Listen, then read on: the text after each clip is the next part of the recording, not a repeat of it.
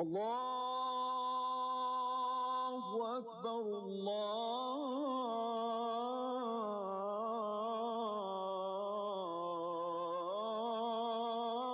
الله أكبر الله أكبر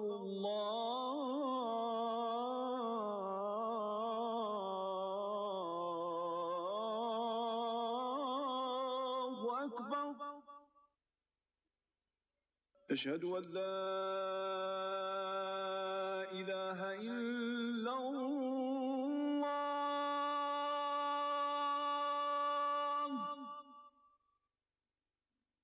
أشهد أن لا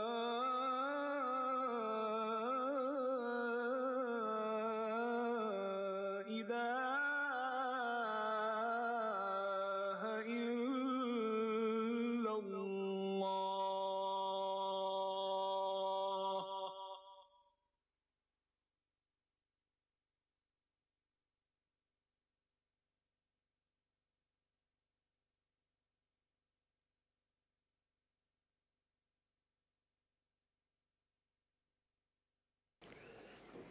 We start in the name of God, most gracious, most merciful. A'udhu billahi minash shaitanir rajeem. Bismillahir rahmanir rahim. Wal 'asr innal insana lafi khusr illa allazina amanu wa 'amilus salihati wa tawasaw bil haqqi wa tawasaw bis sabr. In the name of Allah, most gracious, most merciful, by the token of time through the ages, verily man is doomed, mankind is doomed, except such as have faith and do righteous deeds and join together in the mutual propagation of truth and of patience and constancy. Sadaqallahu Mawlana Azim. Dear panelists, this is our third and last day of roundtable with Dr. Israr Ahmad. For the last 2 days, he has talked about the conceptual and more ideational ideas about Islam. And today he will talk about historical facts and realities on ground, with special reference to the subcontinent, Indo-Pakistan subcontinent. So the topic this morning is Islamic intellectual history in modern South Asia, with special reference to Pakistan, critical issues and perspectives. I request Dr. Israr Ahmad to make his discourse, please. أحمده وأصلي على رسوله الكريم أما بعد فأعوذ بالله من الشيطان الرجيم بسم الله الرحمن الرحيم قال النبي صلى الله عليه وسلم إن الله يبعث في هذه الأمة على رأس كل 100 عام من يجدد لها دينها أو كما قال. Dear brothers and sisters from Adam and Eve, may Allah's grace and mercy be upon both of them, and may Allah bless all of us. Today's subject is, I think, too wide to be covered in 1 hour, but I'll try to be as brief as possible. Firstly, we shall have to fix what we mean by modern age, Islamic intellectual history in modern South Asia. Where from to start it? Arbitrarily, I'm fixing it from the time the Britishers occupied India. But before we discuss what were the influences after British occupation and what were the reactions among the Muslims of India, let me give you a preview, very brief, of Islam in the subcontinent. Islam entered the subcontinent first in the beginning of the 8th century of Christian era, or near the end of the 1st century of Hijri era. In 712, 713 CE, when Muhammad bin Qasim invaded Sindh in reaction to a looting of an Arabic caravan by the people of Sindh and arresting and abducting a number of Muslim women. There was a demand from the Muslims to return the women and to make good the damages. But the Hindu Raja refused, Dahir. So there was an invasion. So this was an Islam not of the prophetic days, not of the pious caliphate, because the pious caliphate, the rightly guided caliphate, had ended half a century before this event. So the purest form of Islam didn't even touch the Indian subcontinent. But nevertheless, this Islam which came with the Arabs was purely Arab Islam. No external influences had yet entered the Islamic fold.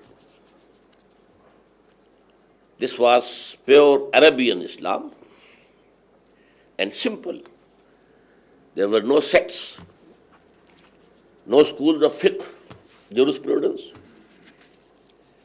no schools of scholasticism, etc., etc. Simple. Qur'an and Sunnah, Qur'an and Sunnah. But this advent of Islam in South Asia was very brief, because the third era, which was prophesied by Muhammad sallallahu alaihi wasallam, had started. I narrated to you a hadith from the Prophet that this is my time. Takunun nabuwatu fikum masha'Allahu an takun. Prophethood will remain with you so long as Allah wants it to remain. Summa yarfa'u Allahu idha sha'a yarfa'. Then Allah will lift it up when He deems fit. That is, I will remain with you as long as Allah wishes. Then there will be a period of caliphate in the footsteps of prophethood. Khilafah ala minhaj nubuwah. Exactly the same system will continue during this second period. But it will also remain so long as Allah will like it to remain, then it will also be lifted. Then the third phase would be of cruel kingship. Summa takunu mulkan a'adhan, biting kingship. So this third stage had already started when Islam entered the subcontinent. And that is why, because Muhammad bin Qasim was very, very, very successful here, and due to his piety, the Hindus here made idols for him and started worshipping him.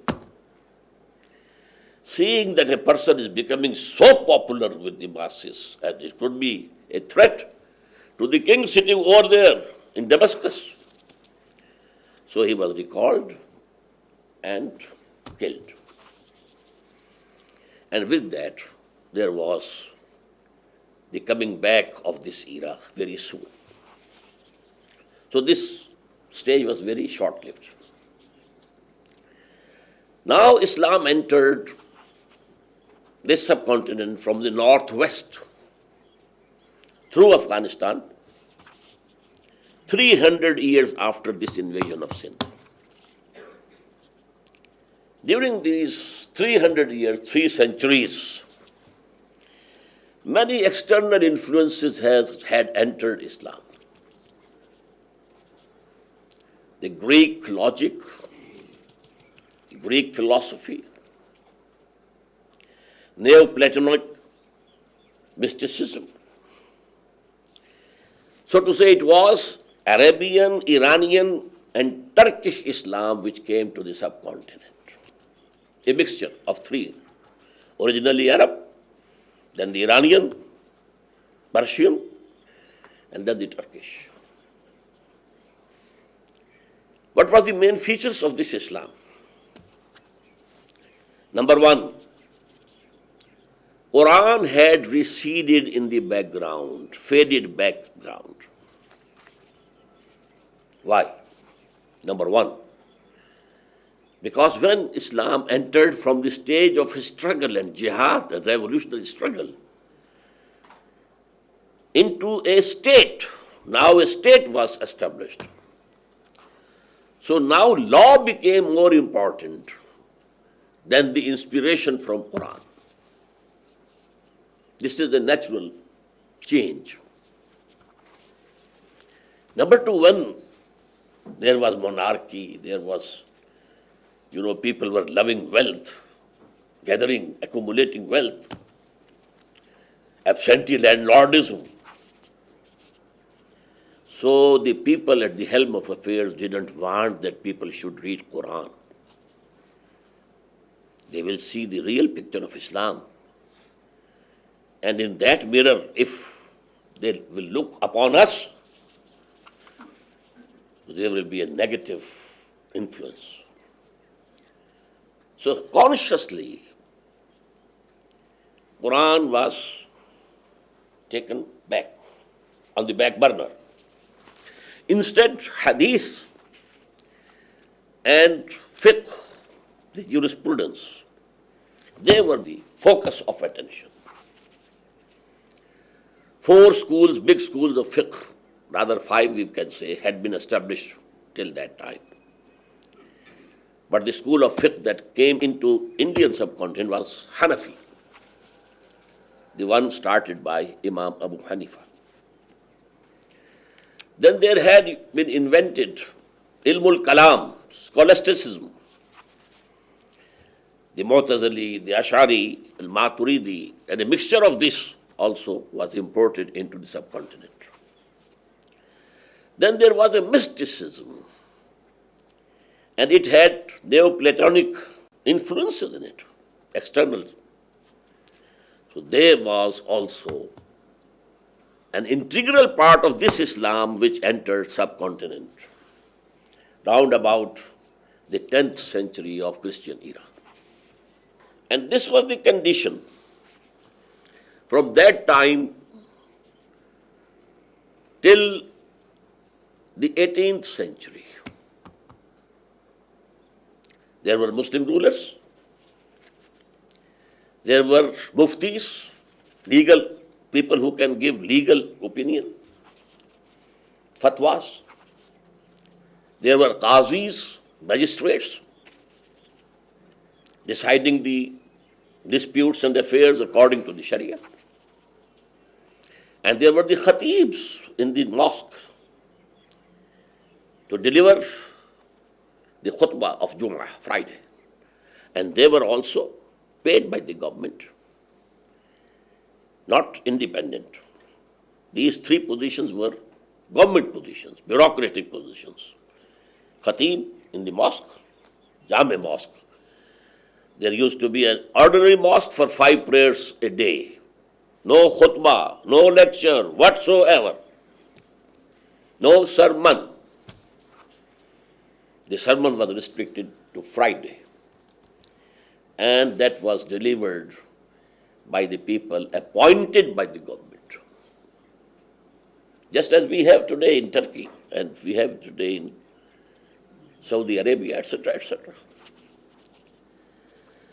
So there were kings, there were these ulama, and everyone had with his name Hanafi and either Qadri or Naqshbandi. These are the schools of the mysticism.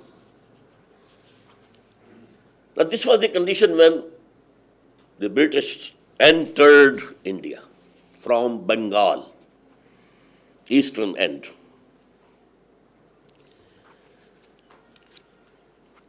After the coming and conquest of India by the Britishers, the division between state and religion, which had already taken place, the political power was with those who had might.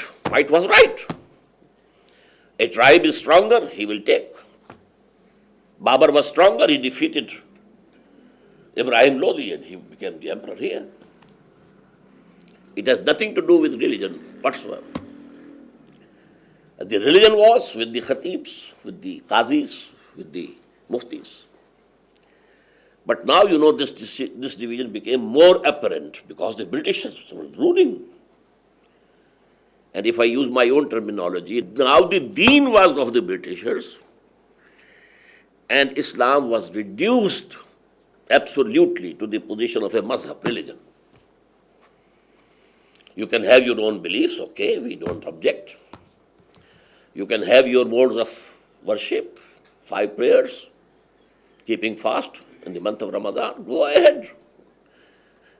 Even personal law, yes, you can practice your own personal law. But the criminal code, civil code, taxation, all these things would be ours. Along with the Britishers came 2 things. Christianity, the first center of the propagation of Christianity was in Bengal. Bible was translated into Urdu. And it was spread like anything. The government was doing it. And number 2, a civilization, the Western civilization came. Number 3, English language and physical sciences and Western thought. These things came in India. Now to this situation, there were 2 reactions from among the Muslim intellectuals of India. I have discussed this thing in detail in one of my pamphlets, Islamic Renaissance, the real task ahead. So I would request you to go through that pamphlet. There were 2 reactions, as I said. Tell the name again, Islamic. Renaissance or Renaissance. The real task ahead. The first reaction was purely defensive, based on the pragmatic view that we are not in a position to attack on these new influences that are coming. Western thought, Western civilization, and especially the physical sciences. Hence we should go and sit in the corners and keep with us the Qur'an and the Sunnah and the fiqh, trying to keep them alive for the next generations to come, lest they wash off permanently. This was the reaction of some ulama, and especially on this basis, seminary of Deoband that was established. And that was actually a defensive mechanism. We won't learn English, we won't read science, we won't take up the Western civilization, we won't use the spoons and forks which are coming with them, we won't dine on a table, all these things we will just boycott.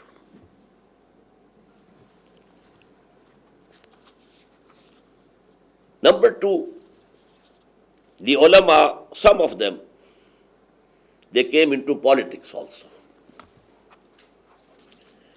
Firstly, it was a politics for getting freedom from the Britishers, freedom movements. And it was a great freedom movement led by Congress along with Jamiatul Ulama Hind, an organization of the Muslim learned people of India. And this potential school of thought then later on take the form of a movement in the shape of Tablighi Jama'ah. I hope you people are aware, because Tablighis going to Europe, going to America, a very big congregation in very close to Lahore, more than 1 million people, they gather here, more than 3 million people, just equal to the people who perform Hajj every year.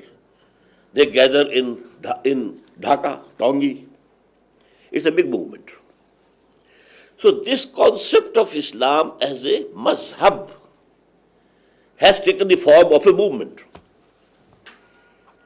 spreading the Islamic beliefs and focusing on personal piety and performing all the rituals and the ceremonies of Islam, the modes of worship, having an appearance of a Muslim regarding clothing and regarding their faces, beards, and their hair. So this is the movement Tablighi Jamaat, which represents the same concept of mazhab. But it is dynamic, very dynamic. The second reaction was more logical, so to say. That no, we can't boycott what is coming, whatever is new. We have to confront it. Whatever is correct and right and true, we must accept. Whatever is wrong, we shall reject. So this was the attitude taken by a very dynamic person, Sir Syed Ahmad Khan, who established first a school, then a college, then a university, the Aligarh University. We shall teach English and Arabic. We shall teach sciences, modern social sciences also. And we will teach Islamiyat also. So this was the way taken by the majority of the Muslims of India.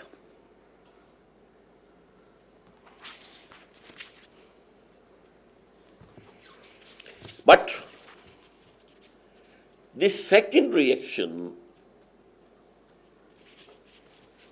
in the very beginning, was wrongly directed, although it was essentially correct.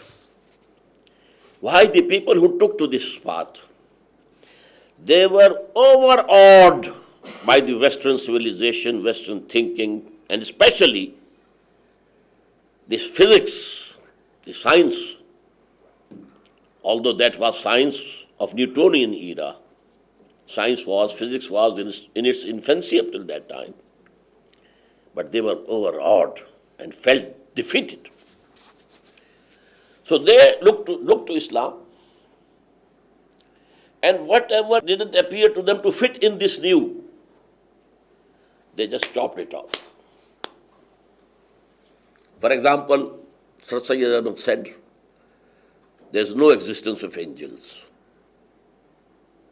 What Qur'an calls angels are the natural forces of the universe, that's all. No personified existence of angels. There are no jinns, only people who get easily flared up. They are called that they are made of fire. They are the uncivilized people. They are jinns. They tried to have an explanation, physical explanation, scientific explanation of the miracles. About the breaking of the sea at the time of Moses, alayhi salatu wasalam.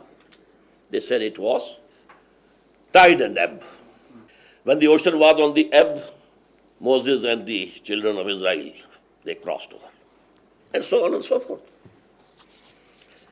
So to say, scientific explanations, so that it can fit in the modern mind, to make it fit to the modern mind.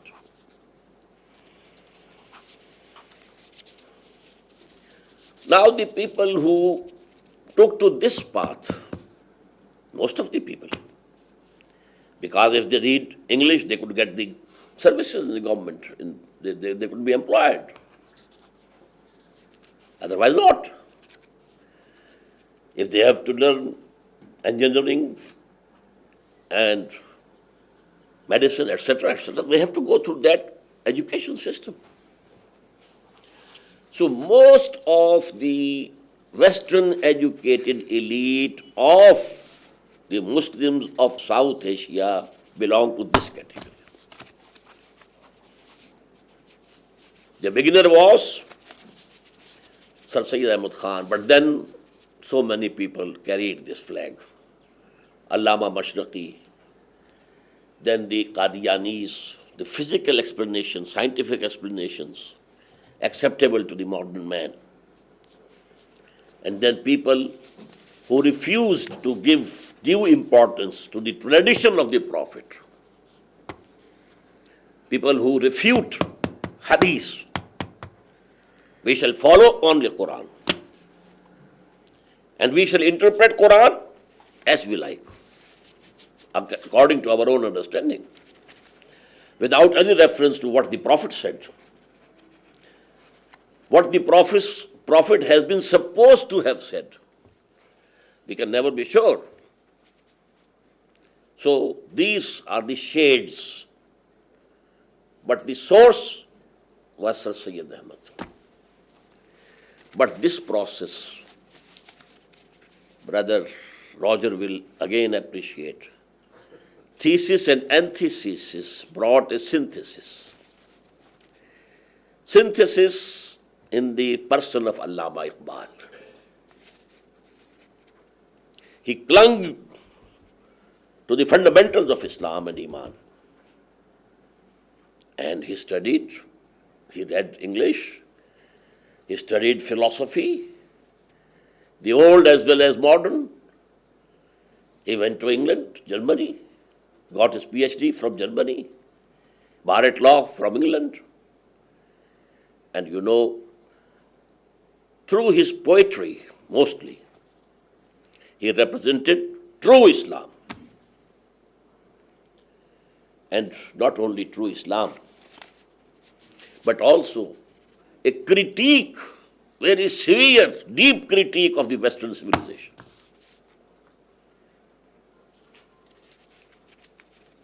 Now this movement, Sir Sayyid Khan and Iqbal, this now took the form of a Muslim nationalist movement, political movement in India. Muslims are a separate nation. They are not one nation with the Hindus. Our culture is different. Our lifestyles are different. Our beliefs are different. Everything is different. We are not one nation. Our nationhood is not based on land, on a country. The position of the Hindus was that we are all Indians. We are one nation. We should be united to get freedom from the Britishers, etc., etc. But this Muslim nationalist movement tried to get the safeguards from Congress that our rights will be fully preserved and protected. Qaid-e-Azam Muhammad Ali Jinnah remained a biggest banner holder, standard bearer of this Hindu-Muslim unity and amicability. But he was disappointed by Hindu mentality. And due to his very long, a very close association with the Hindu leadership of India, he came to the conclusion that we can't expect justice from them. And they are in a great majority. If this country gets freedom as one country, we will be doomed. There is enmity in the hearts of the Hindus because the Muslims had governed them. Somewhere for 1,000 years, somewhere for 800 years, somewhere for 600 years. There was a reaction.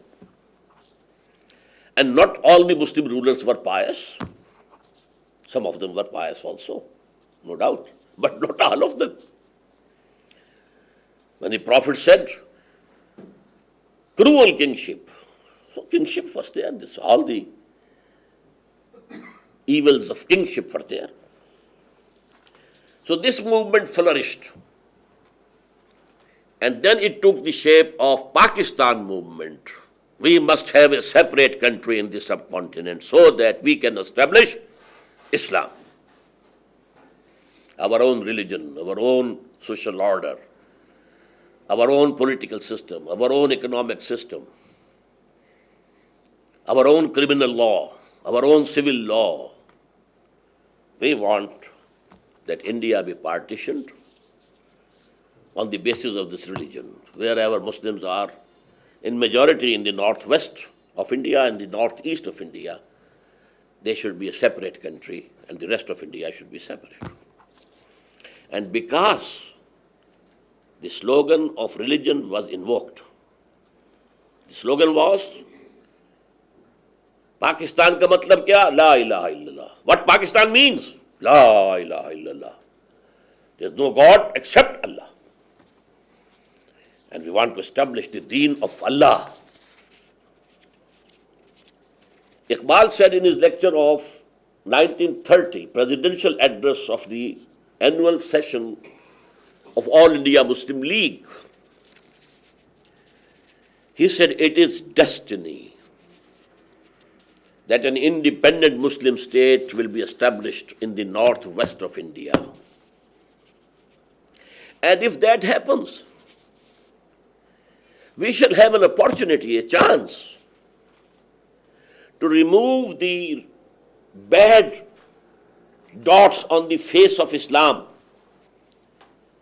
which appeared during the period of imperialism, kingship, whether the Umayyad or the Abbasid, to remove those and show to humanity at large the real face of Islam. This is Islam. We would establish Islam. And the same was said by Qaid-e-Azam Muhammad Ali Jinnah. We need Pakistan to show to the world at large, humanity at large, a model of the Islamic principles of the same three words used by H.G. Wells: human equality, fraternity, and freedom. Islamic principles, Islamic interpretations of human fraternity, equality, and freedom. Now, leaving this issue here, I'm coming to another subject which was going on side by side. It's the other dimension. And for that, I quoted the hadith in the beginning. The Prophet said, and we believe in it, that the chain of prophethood which started with Adam, alayhi salatu wassalam, he was also a prophet, the first man and the first prophet. And there is a chain of thousands of prophets. The recorded prophets are only, which we find in the Old Testament, and then the New Testament, Jesus and Muhammad. But there are prophets have been sent to all regions of the world. But Qur'an is giving the history of only those who appeared in that area, region. Because otherwise they should have been taught first geography and history and all the countries. No. But this chain of prophets and messengers of Allah has come to an end, and its climax, its zenith, in the prophethood and messengerhood of Muhammad. We accept Noah, we accept Abraham, along with so many others. But the five, according to us, the five most important messengers of Allah have been Noah, number 1, Abraham, number 2, Moses, number 3, Jesus, number 4, and fifth and final, Muhammad, alayhi salatu wassalam. Now, after this institution of prophethood and messengerhood coming to an end, Allah gave a promise through Muhammad sallallahu alaihi wasallam that He will keep on raising from among Muslims mujaddids. Mujaddid means renewer, reviver. You may call reformers. They are not prophets. These, Allah has promised, the Prophet said, that in this ummah, He will raise mujaddids, renewers of Islam, Islamic faith and Islamic practices, and washing it off from the external influences which might have come through that century, 100 years, making it pure Islam regarding the faith and the practices in every century. Now, for the first 1,000 years of Islamic history, or Muslim history, I should say, all the mujaddids appeared in the Arab world. Umar bin Abdul Aziz, who revived caliphate for a short period and finished that monarchy of the Umayyads and the landlordship, etc., etc. Then Imam Abu Hanifa, Imam Malik, Imam Shafi, so on and so forth, Imam Ghazali, Imam Ibn Taymiyyah, Sheikh Abdul Qadir Jilani, these are all mujaddids. Ahmad ibn Hanbal, a great mujaddid. But the strange fact is that no sooner than the second 1,000 years started, from 11th century Hijrah, this institution of mujaddideen was shifted to the South Asia.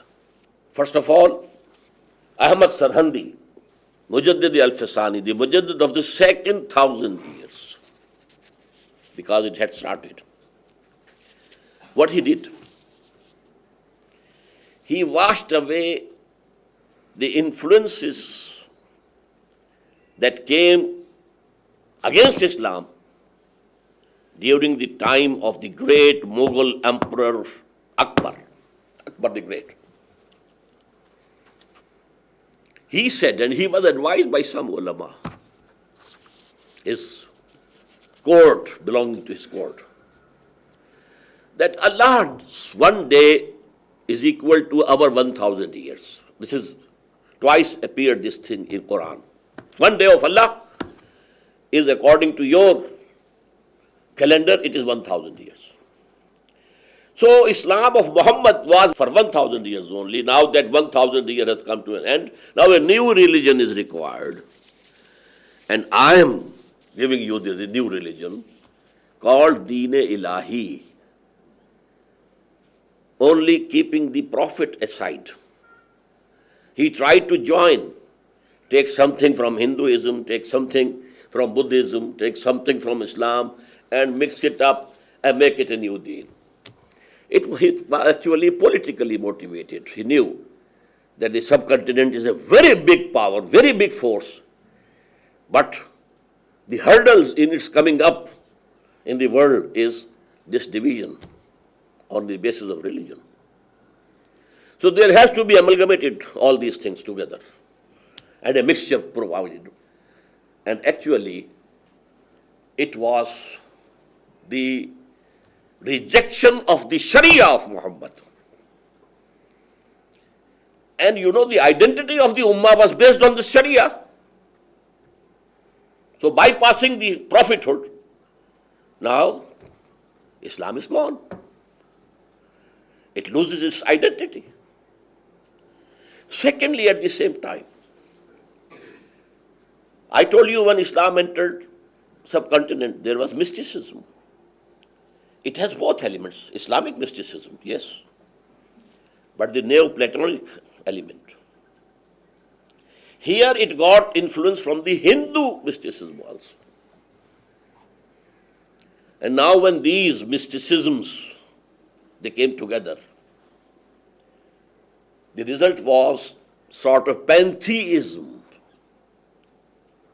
Pantheism is just contrary to Islam. Islam is based on Tawheed, he is alone. This universe is his creation, not the part of his person, not at all. So under this pantheistic, although the Wahdatul Wujud, unity of being of Ibn Arabi is somewhat different, Wahdatul Shahud of Ahmad Sarhandi is somewhat different. But upon the masses, the influence was that of pantheism, pantheistic mysticism. And Islam was going to be lost. And I may bring to your attention that India is very famous in this, Hindus. They assimilated any religion, putting an end to that religion, assimilating it into their own religion. What to speak of any religion which had come from outside? Even Buddhism, which was born in India, it was finished. Now you go and see it in Thailand or somewhere, Far East, Southeast. In India, there is no Buddhism. Although Buddha was born there, he preached there. In the same way, Hindu Mat wanted that Islam should also be absorbed and finish its identity as a separate religion. Now these two things, one coming politically from the emperor, Mughal the great Mughal, and the other coming from mysticism. All these influences were washed away by this Mujaddid of the 11th century of Hijrah, Sheikh Ahmad Sarhandi. And the identity of Muslim Ummah was preserved. And the maximum emphasis now came on following the Prophet.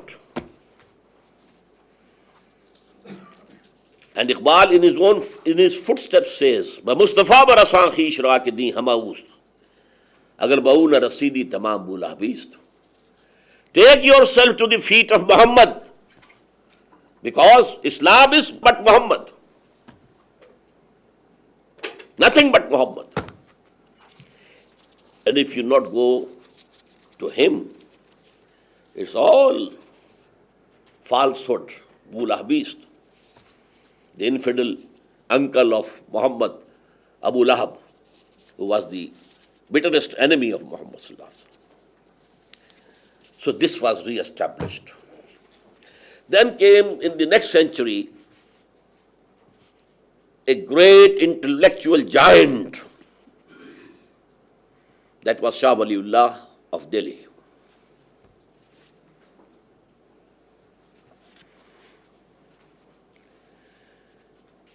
One person can be equated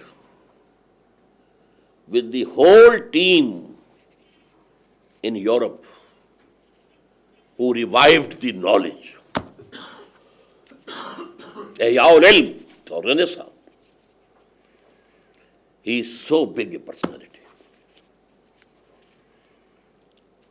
First of all, he revived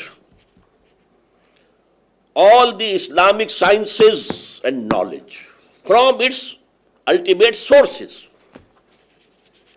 As I told you, Qur'an had receded into background, because the court language during this Islamic rule in India was Persian, not Arabic.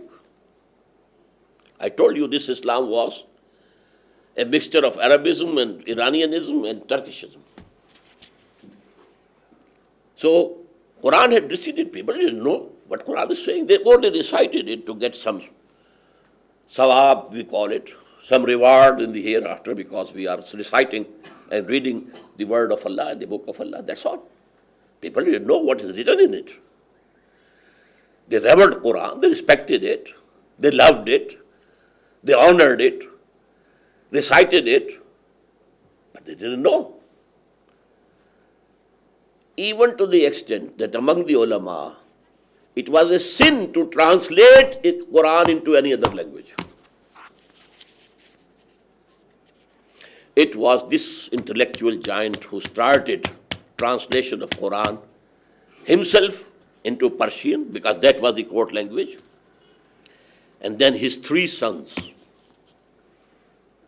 into Urdu. One only gave a translation. The second one gave a translation of his own with some explanatory notes. The third one wrote a full exegesis. We call it tafsir of Qur'an. So back to Qur'an, the original source of knowledge. This process, back to Qur'an, ruju ila al-Qur'an, go back to Qur'an. This started in the 12th century after Hijrah by no less a person than Shah Waliullah Dehlvi.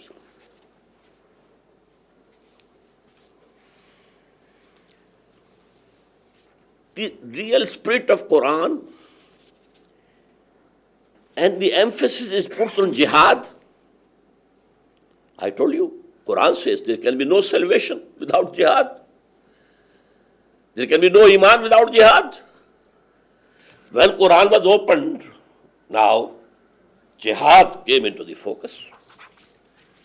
So in the 13th century of Hijrah, now the Mujaddid was Sayyid Ahmad Barelvi, the same Sayyid, Ahmad Sarhandi, Ahmad Barelvi. Sayyid Ahmad Barelvi, and his main lieutenant was the grandson of Shah Waliullah, Shah Ismail. They waged a campaign, struggle. The purpose was to oust the Britishers from India and return and make India again Darul Islam, because Muslims were ruling it. They snatched power from us. But strategically, he started his jihad, or qital, I should say here, from the northwest frontier area, because there the hinterland was Islamic, Afghanistan, go to Afghanistan, Iran, Turkish. And Punjab, was at that time occupied by Sikhs. And they were persecuting Muslims badly. He migrated to the northwest frontier province, but he committed a mistake. He, as soon as reached there, he established Islamic State, enforced Sharia in full. The local population resented. They had their own customs, Pukhtuns, their social customs. So there was a revolt from within. People betrayed him. So many people who came with him from as far as Bengal, Bihar, UP, these were the three most important provinces of India from which people joined hands with Sayyid Ahmad Barelvi. As a result, he failed. He was martyred in 1831 at Balakot. It's about 200 miles to the northwest of Lahore. But he revived the spirit of jihad. In the 14th century, we had Shaykhul Hind,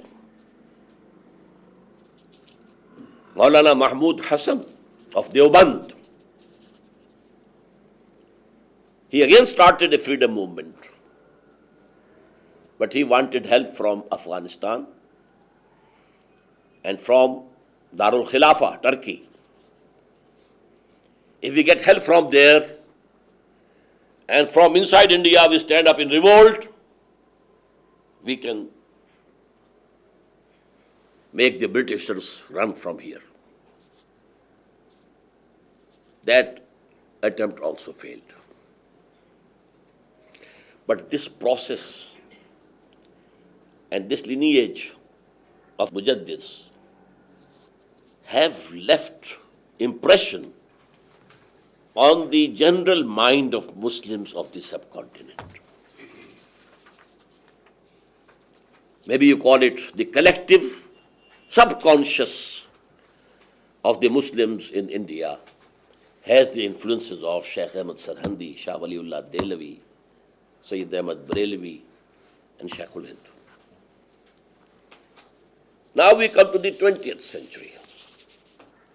In the 20th century, the subcontinent produced four very important intellectual leaders. Fore and foremost, Iqbal. He had the educational background, modern. A PhD in philosophy from Munich. Bar at law from London. A philosopher and a poet. Great philosopher and a great poet. Number one, he added to the mission of Shah Waliullah, which was started by Shah Waliullah, calling Muslims back to Qur'an, back to Qur'an, back to Qur'an. He said that the basic cause that we are being humiliated in this world today is that we have turned our backs to Qur'an. If you want to live as Muslims, it's impossible without Qur'an. So return to Qur'an. Then he initiated new ilm-e-kalam. The ilm-e-kalam of Ghazali and ilm-e-kalam of others, Razi, etc. was now obsolete. Why? Because that was the ilm-ul-kalam based on the Greek logic and philosophy, trying to fill the gap between Islamic aqaid and dogma and the Aristotelian logic and Greek philosophy.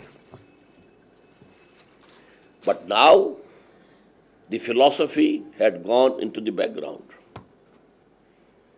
It was the era of science, physical sciences. Now the need of the hour was to bridge the gap between Quran and the physical sciences.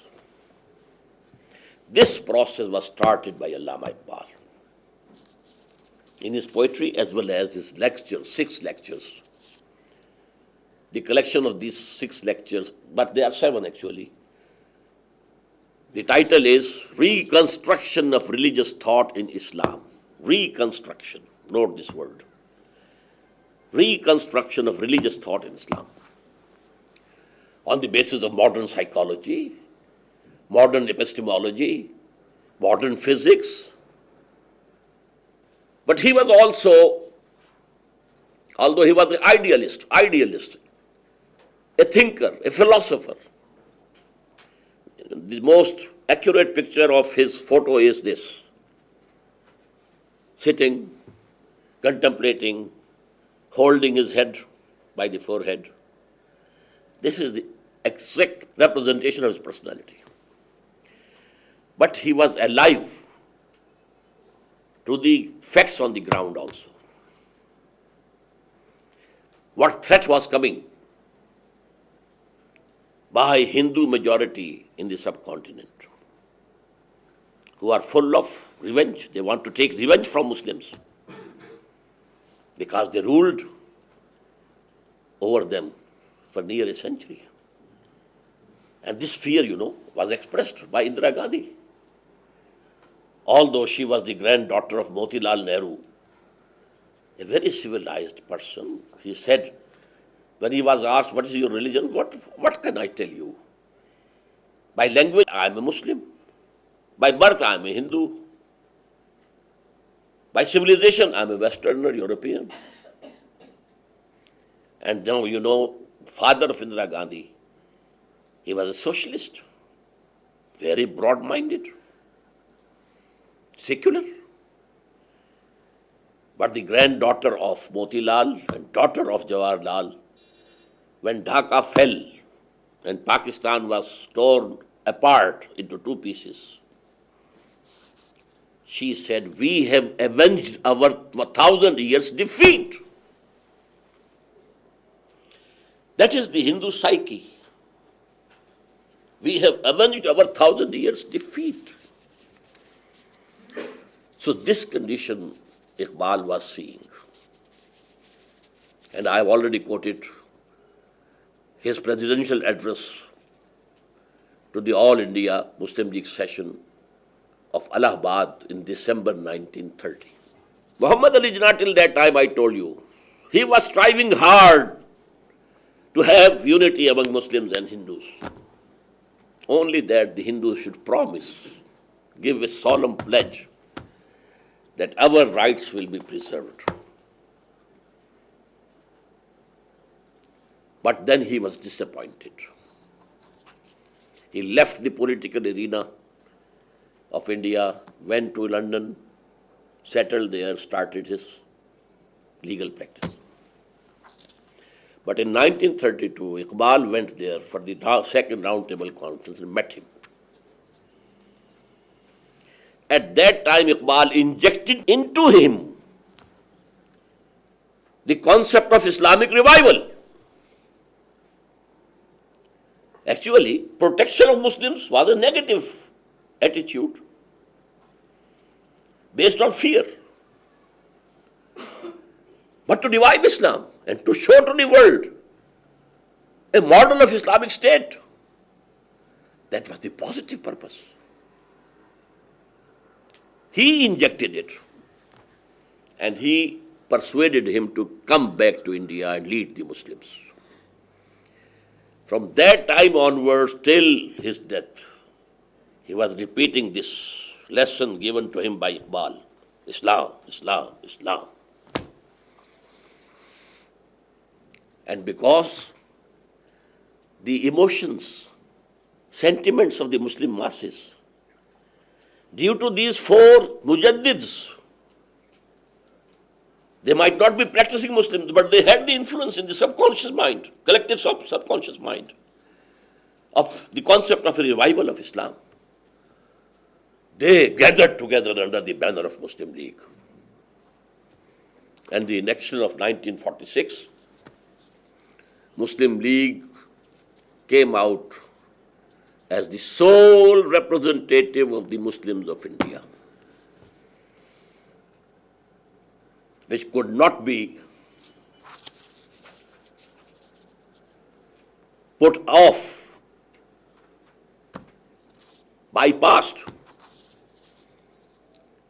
in any solution of the future of India after independence. It had a say. Now, leaving here, now I come to, along with Iqbal, we had three more very important persons. Number two was Abul Kalam Azad, who died in 1958 as the Education Minister of India. He was influenced and inspired by the poetry of Iqbal. In 1913, he established a party called Hizbullah, the party of Allah. And he stated that aim of this party is to establish the kingdom of Allah on earth. I may say kingdom of heaven on earth, but it was Hukumat-e Ilahiyya, kingdom of Allah on earth. And it was based on Bay'ah. Bay'ah means oath of personal allegiance. I accept you as my leader, I will obey you. Within the parameters of the Sharia, if you give me some commandment order which contravenes the Sharia, I won't accept, I won't obey. But if it is within the parameters of the Sharia, I will accept, I will obey. I'll give you my opinion, my advice, but the decision will not be made through majority vote of the party. The decision will rest with you personally. This is Bay'ah, the institution for the basis of organization in Islam, which is mentioned in Qur'an, in Hadith, in Sirah, life of the Prophet Muhammad sallallahu alaihi wasallam. But till that time, the orthodox ulama, I have told you before, that they had a limited concept of Islam as a mazhab only. Actually, the revolutionary concept of Islam was revived by Iqbal, saying that this is deen, not mazhab. There can be no dichotomy between mazhab and deen and siyasat. Juda ho deen siyasat se to reh jati hai changezi.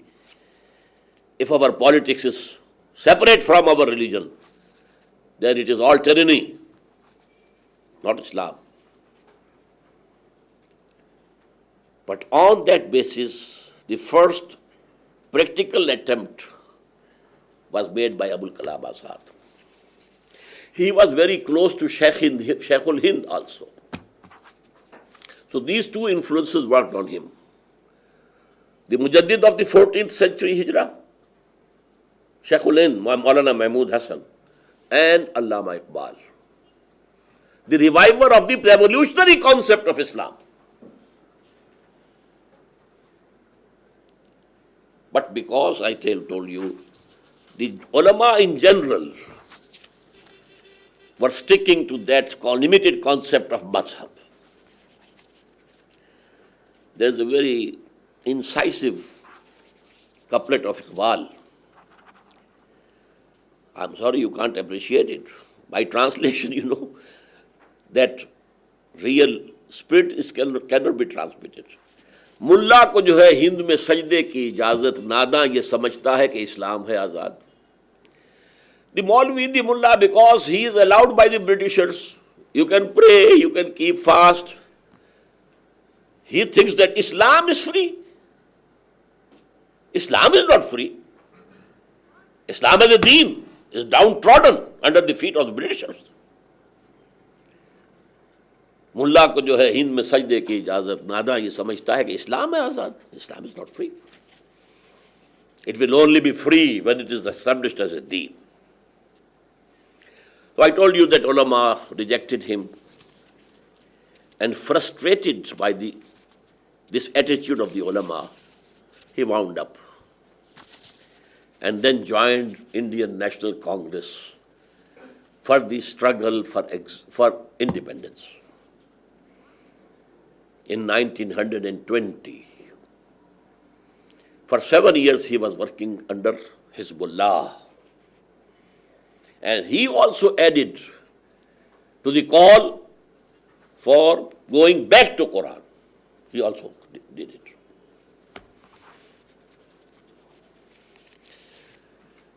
Then a few years after this rolling of the bed of Hizbullah, appeared Maulana Maududi on the scene.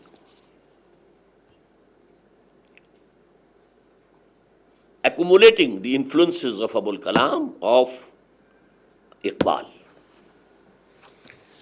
He established Jamaat Islami in 1941.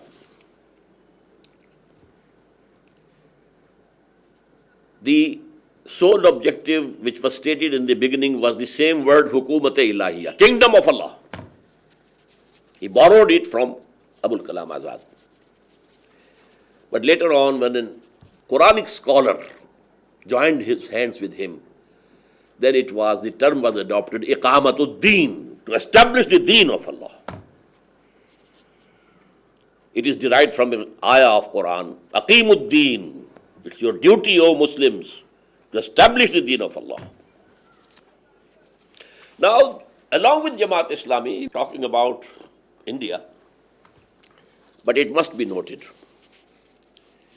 that it was a pan-Islamic sort of thought.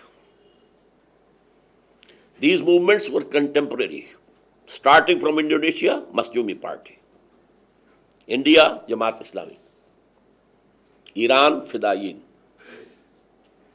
and from Egypt started the big movement of Al-Ikhwan al-Muslimun. nearly the same thought. And this thought came to the surface on the basis of the ending of the colonial rule.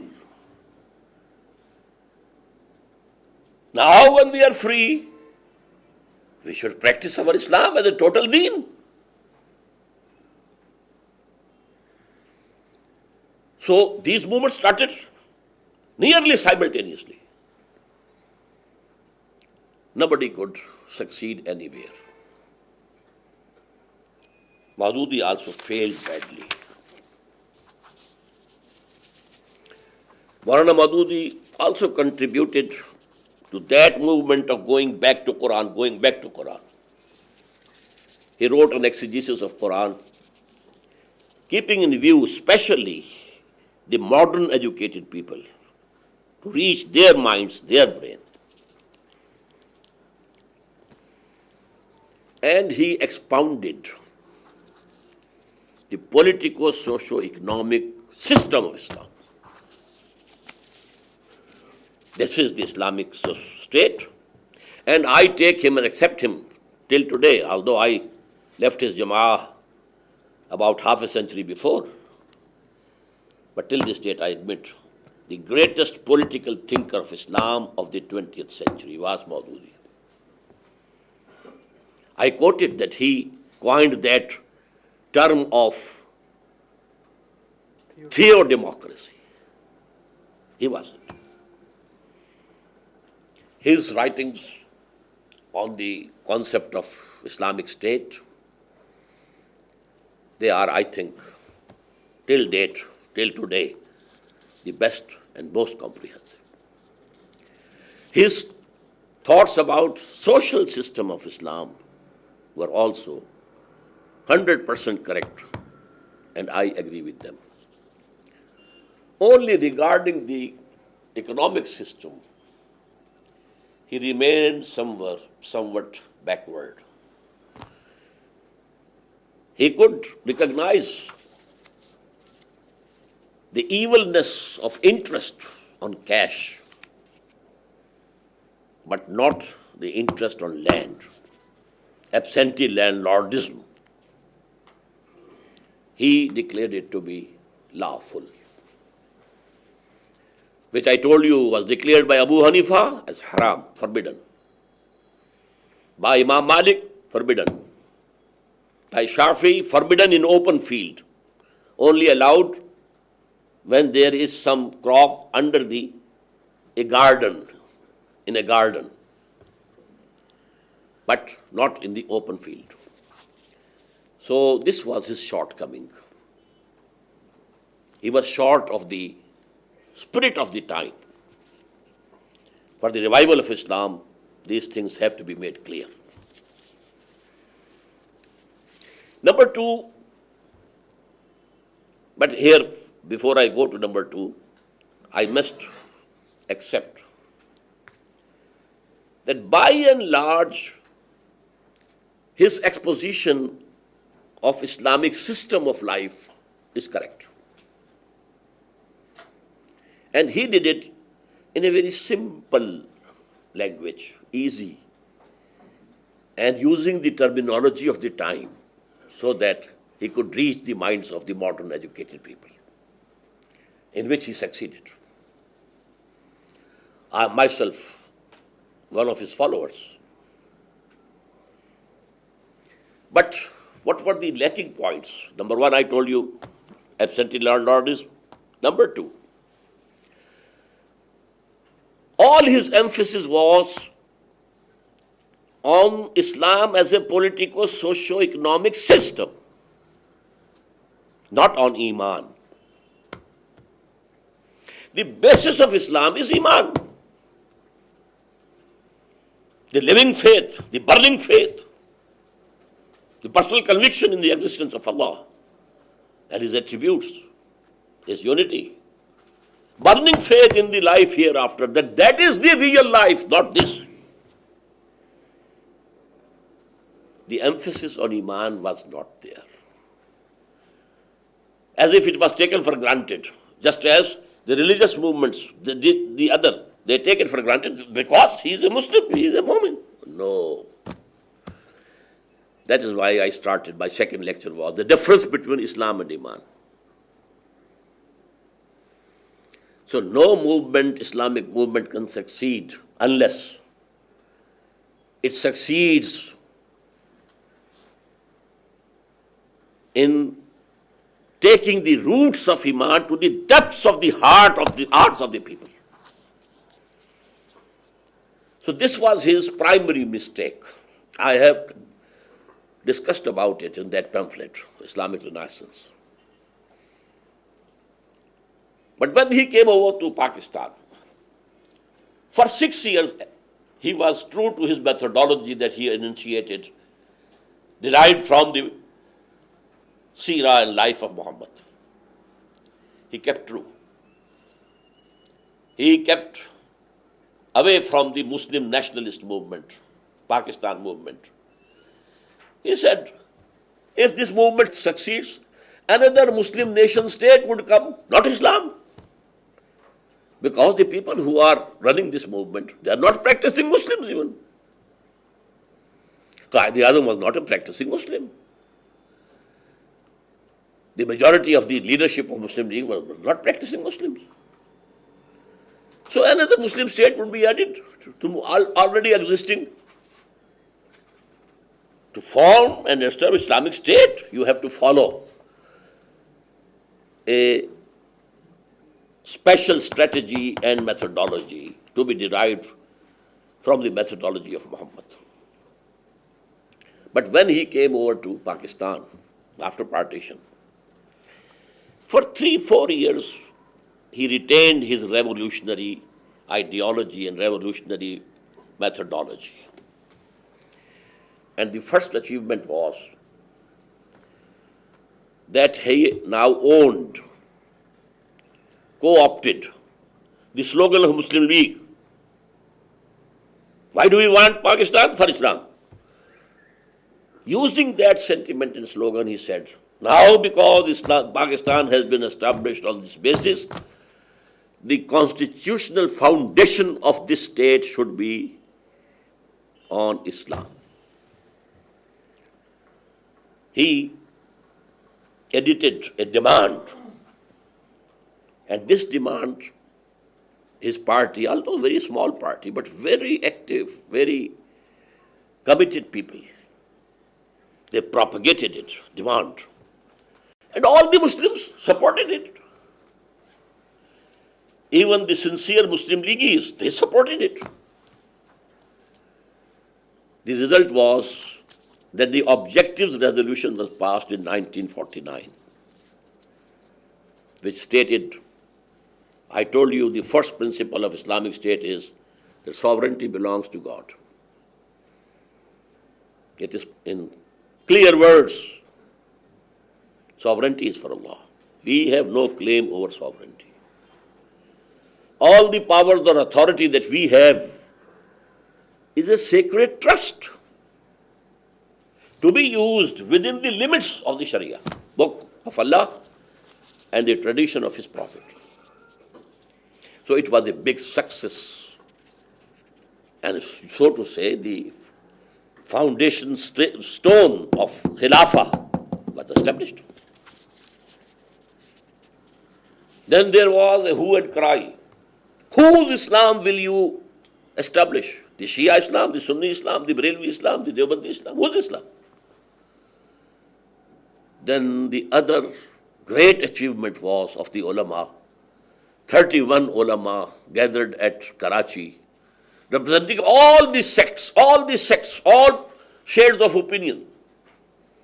And they adopted 22 principles of Islamic constitution and agreed upon by all, Shias, Sunnis, Barelvis, Deobandis, Ahl Hadith, Jamaat Islami, and so on and so forth, the top leadership, to silence those who were objecting, whose Islam will you enforce? But the very next year, Maulana Maududi committed the biggest blunder, Himalayan blunder of his life. He thought that we had adopted the slogan of Muslim League, Pakistan for Islam. And we started a movement of demand of the constitution on that basis, and we succeeded. Now, if we enter the election arena with this slogan, we shall be returned to power, and then we shall use the whole government machinery to change the thinking pattern of the people, to reform them Islamically, etc., etc. So we decided to enter the power politics arena of this country by participating in elections in 1951. And that was the biggest blunder. He realized only after 20 years that he had committed a mistake. In 1971. But at that time he was too old. He couldn't hold the reins of power of the movement in his own hands and lead the movement. Anyhow, what happened with this was, please note my words, that Jamaat-e-Islami, which was before that an ideological Islamic revolutionary party, turned into an Islam-loving national political party.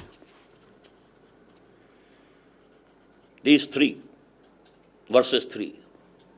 Ideological Islamic revolutionary party. It was changed into an Islam-loving but national political party. Now, I was, from my very early, I should say, when I was only a 5th class student, I started reading Iqbal. I was influenced by his poetry. That was the first impression. Then I was impressed by Maududi and Abul Kalam. When I also migrated to Pakistan from India, I joined Jamaat-e-Islami's movement. Firstly, this student section, Islamic Jamiat-e-Talaba. And I rose to the position of the Nazim-e-Ala of Jamiat-e-Talaba. But then I came to the conclusion that Jamaat-e-Islami has taken a wrong turn. It's no more an Islamic revolutionary party, and this is going to be doomed. So I parted my ways after writing a note of dissent comprising 225 pages in a book now. It is now in a book form, an analysis of the movement of Jamaat-e-Islami. What it was originally and what it became after the independence of Pakistan. Now I myself, I told you, under the influence of Iqbal, Maududi, Abul Kalam, I started Tanzeem-e-Islami. I started my mission in 1965 independently. My first emphasis was on Iman through Qur'an. First, the foundations of Iman have to be taken down in the heart. They take a nation's pillar deep. What is that couplet of English poetry? Not gold, but only men can make a people great and strong. So, to take Islam, Iman, to the depths of the heart, through Qur'an. Qur'an gives you a faith with an intellectual element. Faith, not a blind faith, but a faith with understanding, with an intellectual element. And most of my time has been spent in this. I found Markazi Anjuman Khuddamul Quran, the Central Society of the Servants of the Quran, on the pattern of the Society of the Servants of Bible. That was established in 1972. Then 3 years later, I established Tanzeem-e-Islami, taking the same original pattern of Jamaat-e-Islami, differing only in 2 things. I revived the institution of Bay'ah. It's not a Western type constitution-based organization. where the leaders are elected. No. The leader is the one who has called you for this ideal and this. He is the leader. And you have to give your bay'ah, your oath of allegiance to him. You can advise him, you can give your opinions, but the decision will not be by the counting of your votes, but the decision will rest with the Amir. I think this pamphlet is also included in that set. The institution of bay'ah, the foundation of organization in Islam. The Prophet took bay'ah, the caliphs took bay'ah, even the kings took bay'ah, the Sufis for the purification of souls took bay'ah, Mehdi Sodani, when he was fighting against the Britishers, took bay'ah, Sanusi in Libya, based on bay'ah, Sayyid Ahmad Barelvi, bay'ah, Imam Shamil, bay'ah. Go ahead. This is the basic foundation of Islamic organization. And number 3, I have further cleared or formulated the methodology of Islamic revolution derived from the seerah of Muhammad sallallahu alaihi wasallam. It was a great blessing of Allah subhanahu wa ta'ala that He gave me the strength to write this book. Islam cannot be established as a deen except by the methodology inferred, derived from the methodology of Muhammad sallallahu alaihi wasallam. And that is going to be the subject of my talk in the evening. Now, my organization, Tanzeem Islami, I have, due to old age, given up the imarat and leadership of the party. And I have nominated. Here we have nominations, no elections. A new leader has been nominated. I am there now as an ordinary member. I obey him now, although he's my son, but he is Amir. So the response that we have got up till this date and time is very limited. The general religious scene is occupied mostly by the sectarian ulamas groups, sectarian, based on sects. And then these two movements, Tablighi Jama'ah and Jamaat Islami, as a political party. So they are dominating the scene up till now. Our progress is slow but steady. And now it is within Allah, His decision and command. But this movement has now entered the second generation. And inshallah, it will continue. The success or otherwise is in His hands. Our duty is to strive and try to be on the right path. The success, when and through whom it comes, is for Allah to decide. Thank you very much. Thank you very much for the close attention. We will take a short break for...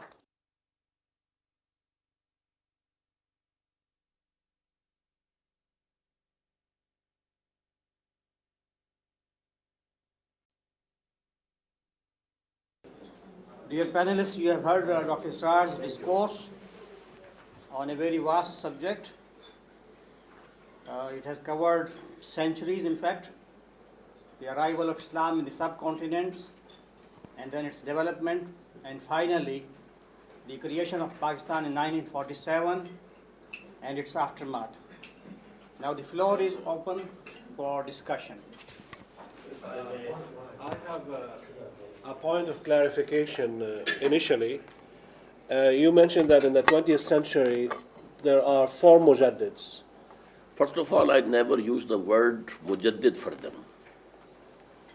Mujaddids were Ahmad Sarhandi, Shah Waliullah, Sayyid Ahmad Barelvi, and Sheikhul Hind Maulana Mahmud Hassan. Right.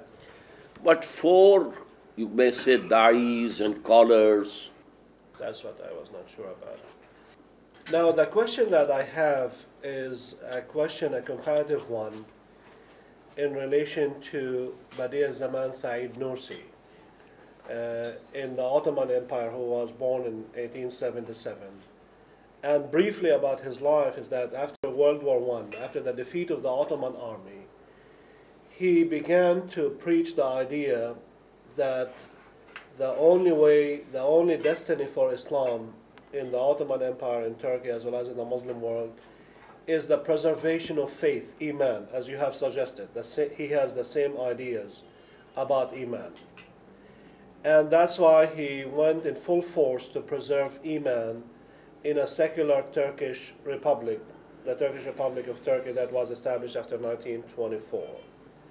And he never thought about re-establishing the Islamic socio-economic and political system. To him, that was part of his old days, the old Said. But his major intention was to preserve Iman in a new age.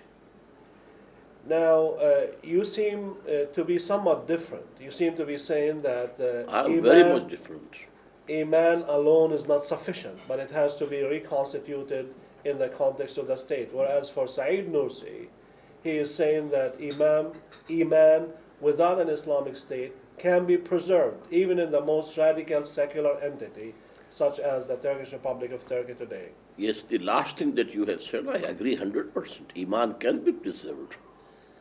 We have the example of the Ashab al-Kahf, people of the cave. They saved their Iman by running off from the society and hiding in a cave for 300 years, more than 300 years. So I would compare Sayyid Nursi's movement to Deobandis, the ulama, the big people who based Deoband.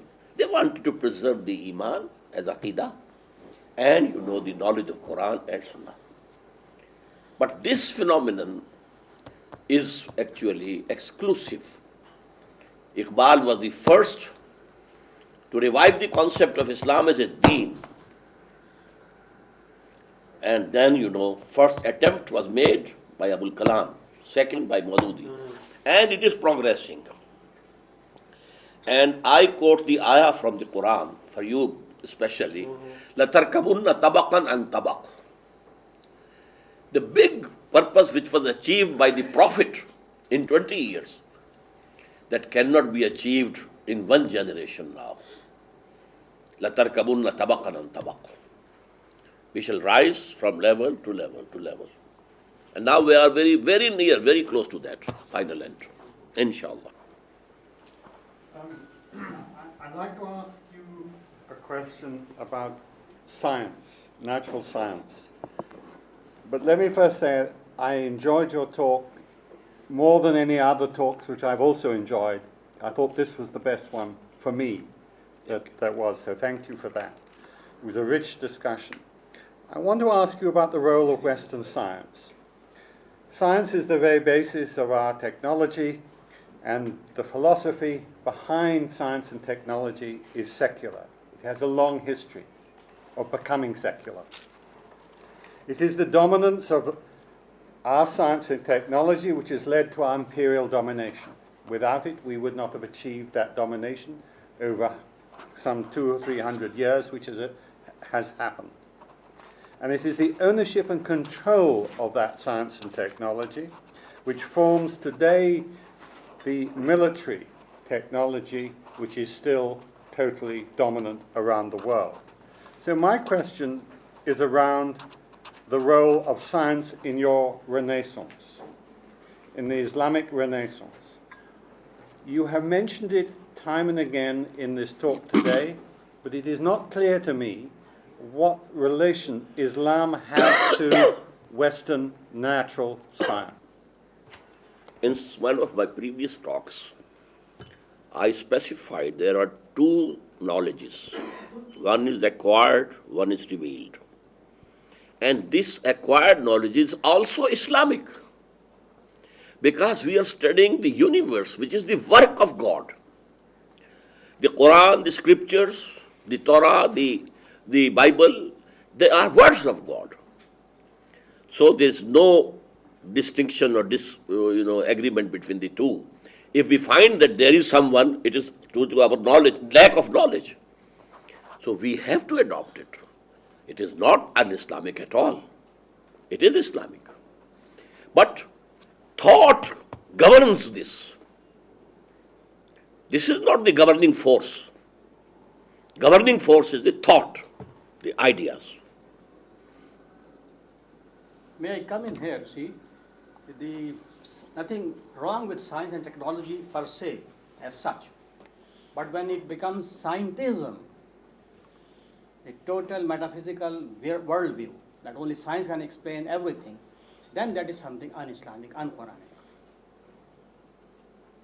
Can I ask a question about at various points in your talk you hinted to your view of Hinduism and the relationships between Hinduism and Islam in India over the last 200 or so years in particular. And you talked about, you were critical of Hinduism for at least two reasons. One is that it has a propensity to always assimilate another religion and make it its own and eradicate the distinctiveness of the other. And your second criticism was that there was a deep antagonism amongst Hindus in India towards Islam, which is one of the major arguments for partition. Can you just locate those feelings towards Hinduism in a broader context for me? Was it colonialism? Was it the arrival of the British which led to these problematic relationships, an awkward relationship between Hindus and Muslims? And before that, perhaps there was more constructive coexistence?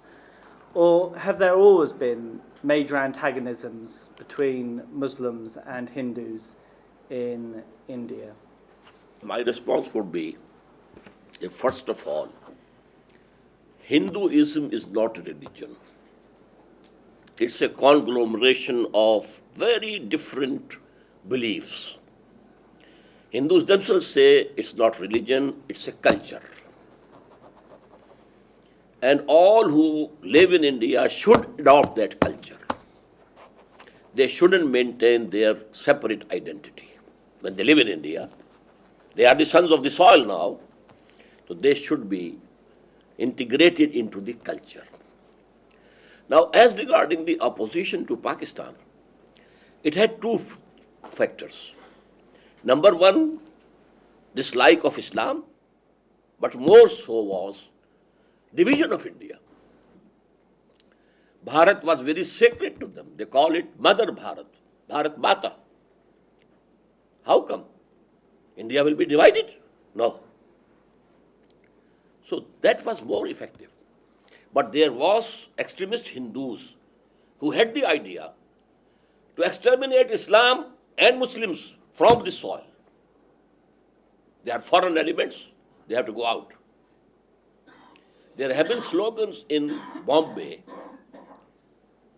Musalman ke do asthan, Pakistan ya Qabristan. Muslims of India have two places to go, either to graveyard or to Pakistan. Go away from here now. So it was a religious affair also. They had started a movement of converting Muslims to Hinduism in the regions where there was no Islamic knowledge. Some chief of the tribe accepted Islam and now all the people, but they didn't even know the kalma. First, Ashhadu an la ilaha illallah wa ashhadu anna Muhammad Rasul. Even that they couldn't pronounce. Especially the Mewatis, round about Delhi. So Tablighi Jamaat worked a lot for them. But they were converting them. So as to reclaim, they were from us, and they must come back. Then the Britishers also, especially the conservatives in England, they broadened this gap and increased the enmity due to their policy of divide and rule, divide and rule. If they come together, they'll throw us out. Let them fight each other, divide and rule. So the oil was added to this burning fire by this British policy. And when they left a bone of contention between Bharat and Pakistan, Kashmir. Go on fighting, go on fighting, go on fighting. Remain friends, our friends, both of you, but fight each other. Go on, go on. The same continuation of the divide and rule policy. I have a couple of things to say. Firstly, I want to go back to your discourse this morning, and very interesting, very informative. What I was trying to reflect on was this, that we are looking at, in this period of 150 years, we are looking at Iqbal, we are looking at the thought of Azad, we are looking at the thought of Maududi, yourself, and others. And I go back to the time of around when Iqbal was born, 1870s. And 1870s, I think in some ways also becomes a historically very significant period in the British rule, because that is the time when practically, I think in this northwest segment of the country, there are several movements that emerged which primarily were a response to the British presence, the British dominance. They did not like the dominance. They were also a response to the Christian missionaries and their work. They maybe to some extent were also protective against the influences of the faiths which already existed within the society. But primarily, I think they were defensive. And in that movement, there was amongst the Hindus, the Arya Samaj movement, which started, which became very strong. The Sikhs had the Singh Sabha movement, which started. Before that, it was the Nirankaris and the Kukas. So the first, 1871, the Kukas movement, the Qadianis and the Aligarh movement. All these are the movements which started at that point of time. I see there a trend of the thought that initially emerges from, which is, I think, informed through the works of all of them, like Iqbal and Azad and even Maududi, where the thought was to find a model or to find identity within a pluralistic setting. You see, now somewhere around 1920, 1930, that period is significant because the rift between Gandhi and Jinnah, which led then ultimately to emergence of another kind of thought of separation.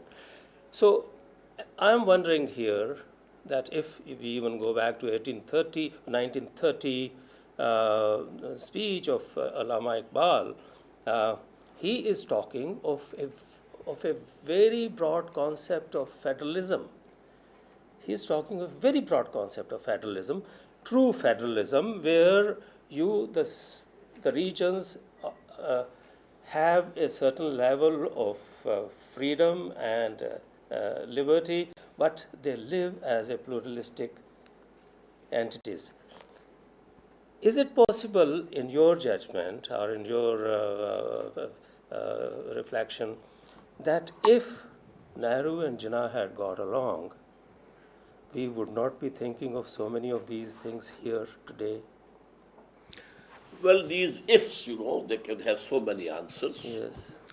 And what I want to point out is that what you are saying about Iqbal is partially true. Because at that time, we could never think of independence from the Britishers.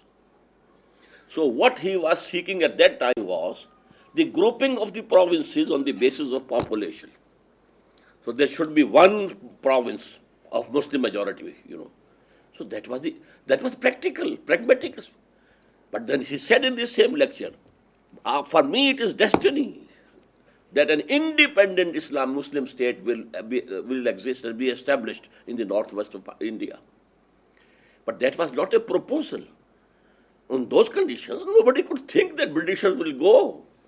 Had not the Second World War happened, the Britishers would have never gone from here.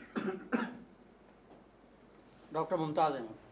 Israr Sahib, you left the Jamaat Islami in the 1950s, and I happen to have read your statement that you delivered at Machi God Ijtima. And I must admit that it's the most articulate and profoundly argued statement with wit and sarcasm and also with passion. And even today, I think it remains probably the best critique of the turnaround of the Jamaat Islami. I have two questions. Did you at any time after you left the Jamaat had the opportunity of meeting Maulana Maududi and discussing with him the issues that divided you? Secondly, at the same time or around that time, both Maulana Wahiduddin Ahmad and Maulana Amin Hasan Islai also left the Jamaat Islami. How is your position different from the position taken by these two other stalwarts of the Jamaat? And thirdly, it will be difficult for me to remember. Go ahead. But please do remember I have a third question. Not a question paper. First of all, I didn't meet Maulana Maududi for 5 years after leaving Jamaat Islami. But in 1962, I was going for Hajj for the first time. So I came over to Lahore from Montgomery. 1962. That was my first Hajj. So I came and talked to him. That Maulana, my difference stands where it was. Rather, it is more intense. But I love you. I'm thankful to you because you gave us the idea and all that. So I want that you also clear your heart from my side. He said, I have nothing in my heart against you. But then, that was not the time for discussion. I tried to discuss because when I went to Hajj, he also came because, the founding session of Rabatatul Alam al-Islami was going to be held. After I left, he was invited.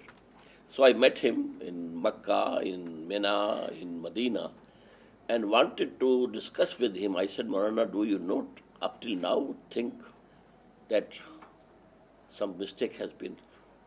So he was furious. He said, the same question I'm asking you. Have you not up till now understood your mistake? So I stopped. Number one. Number two was Wahiduddin and Maulana Islahi. Maulana Islahi was 100% in agreement with me. But his position was that had Maulana Maududi kept the environment of mutual consultation, we would not have left Jamaat Islami. So leaving Jamaat is something else and the difference of opinion is something else. As for Wahiduddin Khan, he actually attacks the basic thought of Iqamatuddin. So he has differed and gone away from the basic ideology of Jamaat Islami, but not Maulana Islahi. Thank you. I also wish to say that I enjoyed today's talk a great deal and I learned from it. I understand even better, I think, your desire for and your aim to have an Islamic state. And I understand better also why you do not accept Muslims and really Islam only being given in states rights to practice their religion and other human rights, but not having full political rights, indeed, not having their own Islamic state. And I certainly do not expect you to change your views on this whatsoever. I wonder, however, if you can fully understand why non-Muslims would almost certainly oppose any kind of Islamic state, especially one in which they live, and did not grant them political rights as well as human rights on an equal basis with Muslims.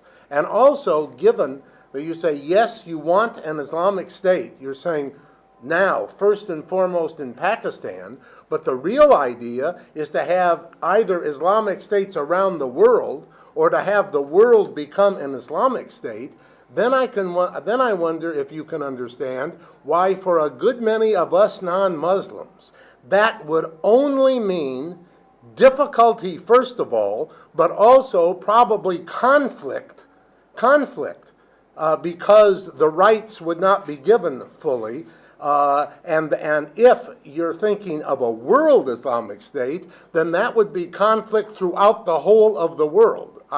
So I'm wondering if you can understand that, which I think you can, but then what would you say about that? How would then conflict cease to be as long as there were non-Muslims in this world? First of all, we hope that when a model Islamic state is established somewhere on this globe, most of the humanity and mankind will see the truth with their own eyes and accept Islam. But I don't say that the conflict will be over. There will remain certain persons, but in the revolutionary terminology, all the people in Russia were not communists. But they had to accept the communist order. It is the revolutionary force that establishes its order of its choice, and the other have to obey. This is the rule. This has been the rule throughout. But let me quote about Muslims, not to speak of Islam. About Islam, let me quote an incident. Omar, the second caliph, went to Damascus. And there he saw a Jew begging in the market. He called the governor for explanation. How come? When he was young, you were taking jizya from him. And now when he's old, you have thrown him into the street to beg. Fix the allowance for him. Just like the allowances for Muslims. This is Islam. The basic right that the Islamic Caliphate underwrites all the basic human necessities for every citizen. It covers the non-Muslims also. Number two, about the Muslim kingship. Let me quote Ben Gurion, what he said. The golden era of our diaspora was the Muslim Spain. In what a high position were the Jews over there. One small comment there, if I may. That's only this, that I think the way possibly lots of these golden eras have been defined are such that the golden era of the Indian history in the last millennium is considered to be Akbar's rule. Akbar's rule. Yes. Yes, and the Muslim ascendancy was at its zenith during Akbar's rule. No. But Islam had gone. Yes, that's what I mean. You see, so therefore, I think to try and relate the faith of the ruler to the golden era possibly could be erroneous. That is not our golden era. Yeah, that's That's not the golden era of Islam. Not of Islam, Yes. but for the people. Ibrahim. Yes. Yeah, I just want to draw our attention that the journal we edit in Hartwood Seminary in the past issue, the combined issue of July and October of last year, we published a special issue on Pakistan and Allama Maududi. And I'm sorry that we don't have a copy of that here, but we have like 13 major articles on Maududi and Pakistan, which are significant in many ways. Now, the question that I have is about two major events that you have referred to only briefly. The event of partition, the partition of India in 1947, and the consequence of the partition, the creation of an Indian nation state and a Pakistani nation state. Now I want to talk briefly about the nation state of Pakistan. If I understand you correctly, you are saying from your own perspective that the nation state of Pakistan that has come on the heels of partition has not established through Islamic ideas and through Islamic rule and through Imam. So in that sense, for the past 56 years or so, the nation state of Pakistan has not been a true Islamic state. That's 100% agreed. okay. Therefore, my question is, within the partition, at least 4 or 5 million innocent civilians were killed on both sides. Muslims, Sikhs, Hindus, all sorts of innocent people. Now, was it worth it to kill so many people for a secular nation state of Pakistan that you disagree with? Brother, I was not involved in that killing. No, I'm not asking you. No. True. But the fact is, And neither the leaders of Congress or Muslim League But that doesn't would matter. envisage that this would happen. yeah, but partition, the whole idea of partition, gave rise to so much killing within India and Pakistan. Yes, But- it's a sad And from an affair. Islamic perspective, that's not worth it to establish a non-Islamic state later on. Break went off. I agree. We have to I stop have, here. I have two questions. I want to learn, you see, but I may ask private. quick in question. class, yes. The first question is how do you consider Imam Rabbani and Shah Dahlawi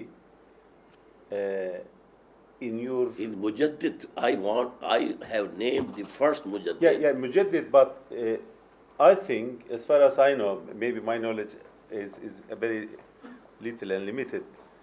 Imam Rabbani, he didn't aim an Islamic state. So how do you consider Imam Rabbani's views? I have said, that the Islam during these centuries was gradually reduced to mazhab.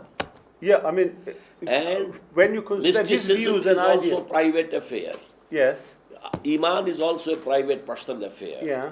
Personal piety. That was the goal of most of the Mujaddids. Yes, okay. Thank you, Rad. Dear panelists, Only one fact. In terms of Islamic intellectual history in South Asia, Shah Waliullah of Delhi and Imam Rabbani Sirhindi, we have one major Canadian Muslim woman scholar on that in the USA, Professor Marcia Hermanson, who's known to some of our faculty in the seminary. She's somewhere in Chicago, not at the University of Chicago. She's DePaul. DePaul University, who has done tremendous work on Sirhindi, especially on Loyola University. Thank you, yes. So we are doing something. Thank you so much.